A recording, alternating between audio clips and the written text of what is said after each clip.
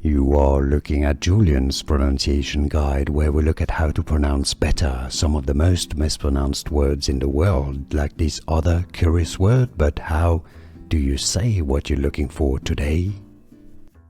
A very interesting word right here. So how do you pronounce that? That's the verb to ask, okay? But that's the third person. He or she asks. Ask. So you have to repeat the S's, right? Asks. So you have an S sound, a K sound, and another S sound. He asks. Another example of sentence would be, she asks for a glass of water. Asks.